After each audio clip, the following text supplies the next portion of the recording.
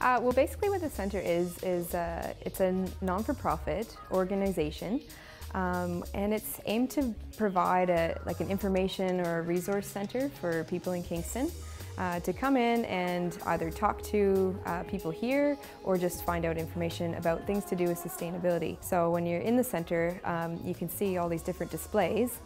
And all these things have been provided by other not-for-profits, small local businesses, some bigger partners, some partnerships with the city, even school partnerships. And it's all showcasing and displaying what those people are specifically doing that has to do with sustainability. It's a place where people can share different ideas, their specialties around topics that relate to sustainable development. So, I mean, you constantly hear the environment, society, cultural and economic pillars of sustainable development. And here's a place for, people can share what they know. We don't want to reinvent the wheel. We know a little bit about everything here at the centre. There are a lot of educational displays, so it's more of a community hub where people can teach each other about specific things that are all interconnected and related to the big picture.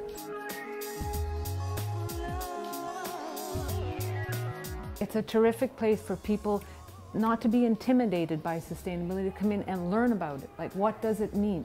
And what can I do today, to start implementing sustainable ideas? So it's just a place to feel comfortable about learning about as a first step towards action.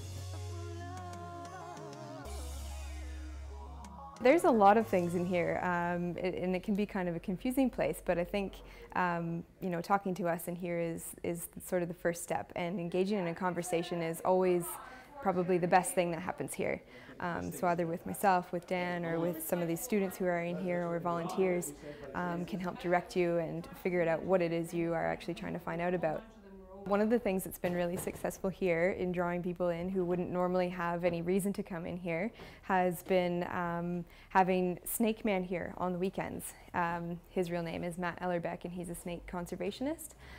So he comes in here most Saturdays and donates his time to the centre, and he brings his snakes with him and talks about the myths and misconceptions about snakes, and people are really drawn to that. So they see the sign outside or they see him in the window and they come in. So they come in initially to see the snakes, and then they kind of take a look around and they go, oh, what is this place?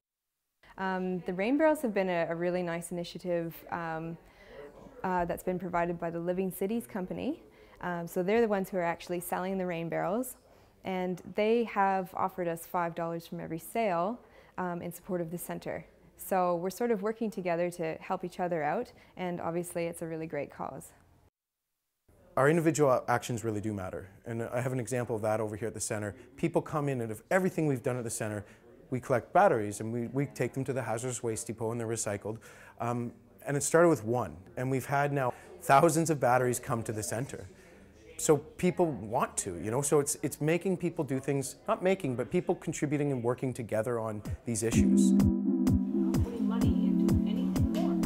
Anything new is just so cute. I'm sure many people maybe have walked by our location here on Princess Montreal and saw kind of a really neat train set in the window. It's Western Landscaping Services showing the importance of trees and different things you could do. I mean, I live in an apartment building, so what can I do? And maybe putting a tree, maybe it's talking to the owner, or there are different things you can do, but planting trees on some sides of the building can act as shading and actually reduce electricity consumption for houses. At the same time, it can act as a windbreak in the winter and save on heating, right? So trees can be very functional. I mean, and besides the point, we need them to live, right? I mean, oxygen's pretty decent, right? Some of the things that we provide here are obviously tours. So if it's a group of people who want to just come in and have something a bit more formal about the centre, they can tour around the centre and we can point out different things and different aspects of the place. But we've also gone and we've created some short education programs for school groups. We try to bring in as many different groups of people as we can. For instance, we even had a fellow who runs a outdoor fitness program. So he came here and he had a little talk about what his fitness program was and about using body weight instead of having to go to a gym, using the outdoors. And he took a group of people and they went down to a park and they did a little workout after that. So that's another sort of the diversity of people that are coming through here. So that's what we're trying to do. people come through and they just ask questions, and you know, that's the first step, is education, right? It's just, you know, you don't even realize how your community starts to think in a new direction. I mean, when we came to this, there was nothing in here. There was just our stuff and nothing, and Dan has built it up into a terrific place, you know? It really matters to me.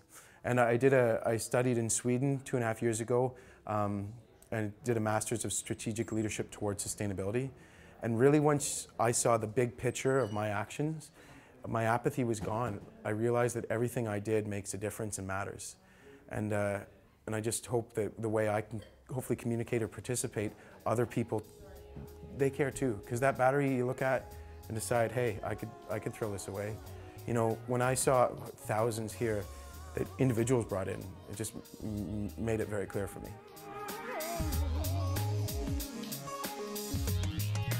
If I change me, I change the world.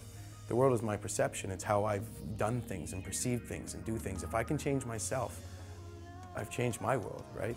And beyond that, it might sound a little hokey pokey or philosophical, but really, if I change myself, I think that it can show people that I'm close to that maybe that they can change. And I hate the word change because it's all, oh, change, you know, holy jumpins.